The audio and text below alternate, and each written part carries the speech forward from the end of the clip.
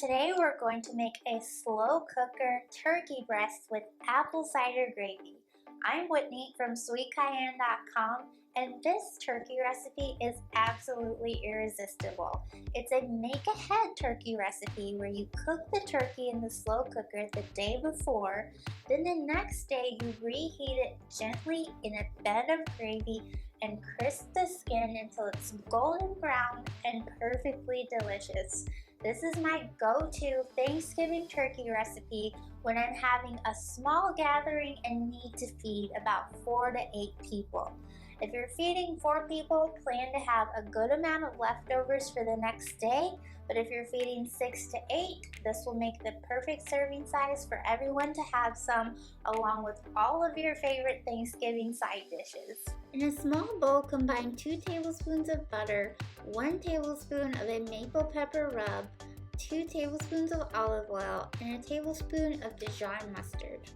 Once you've smashed all of that together, you'll rub it all over the turkey on every side and even inside the skin where you can fit your fingers inside there. Make sure you get the whole turkey breast well coated with this rub because it's going to add tons of flavor as it's cooking in the slow cooker. Then you'll season the inside of the turkey breast with kosher salt and coarse ground black pepper. Put the turkey breast in the slow cooker insert and then add 1 cup of apple cider to the bottom of the pot, followed by 3 sprigs of fresh thyme, 2 Honeycrisp apples chopped into pieces, and 2 whole shallots sliced in half. Put the lid on and set the cooker to cook on low for 5 hours. So it took my bone-in turkey breast just under 5 hours to reach an internal temperature of 165 degrees Fahrenheit, which is what you want for optimal doneness when you're cooking poultry. So I've got about a 6-pound bone-in turkey breast here. So depending on the size of yours, whether it's 6 to 8 pounds, it could take anywhere from 5 to 7 hours for your turkey to reach doneness in the slow cooker. So sometimes I make this turkey the night before. When it's done, I just set it out, get it out of the slow cooker, set it out for 10 minutes. And then as you can see, I've put the turkey breast under the broiler on high for about 5 minutes per side just to add some color to the skin.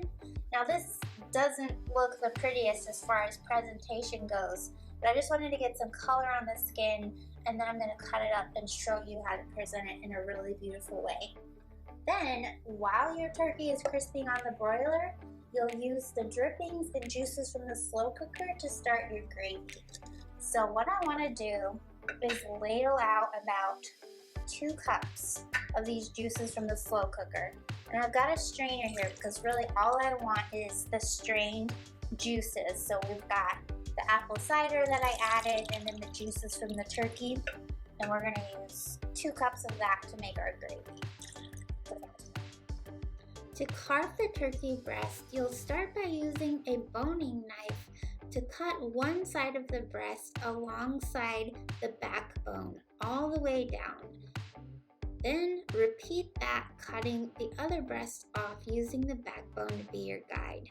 Then use your fingers to carefully pull off any remaining bits of turkey, and I like to use these smaller pieces for leftover turkey sandwiches. Slice each turkey breast to your desired thickness. I like to do about 1.5 inches thick. And then use your fingers to remove the skin off because we're going to fry that up and use it as a garnish on the final dish. For the cider gravy, you'll melt 4 tablespoons of butter in a saucepan over low heat. Then you'll add 1/4 cup of all-purpose flour and whisk that in until it's smooth. This is called a roux, and you'll want to cook it for about 10 minutes until it deepens in color and is about the color of peanut butter. And somehow I didn't get a clip of me adding the 2 cups of turkey juices to the roux, but you'll slowly pour it in while whisking and then bring it to a boil. Reduce the heat to a simmer and cook until the gravy is thick enough to coat the back of a wooden spoon. Alright, since we cooked our turkey the night before, The best way to heat it and serve it on the day you have your gathering is to line the bottom of the baking dish with a little bit of the gravy. So we've just finished our gravy and it's still hot and super fresh. And we're just going to line the bottom of the pan with gravy. And then while the turkey is reheating, we can just keep the gravy warm on the stove top. So then once the gravy's in the bottom of your pan, you'll just want to place the turkey breast slices into the gravy, just right on top. And the gravy on the bottom of the dish is going to create a nice, gentle, moist heat that will reheat the turkey perfectly without drying it out. So you'll just want to put as much turkey in the dish as you plan to serve, and then you can save any remaining turkey for shredding up later and using in leftovers like turkey pot pie or maybe Kentucky hot brown sliders. That's a delicious recipe and I'll link that for you in the description box below. So, and then you may want to spoon just a little bit more gravy on the very top just to moisten it up.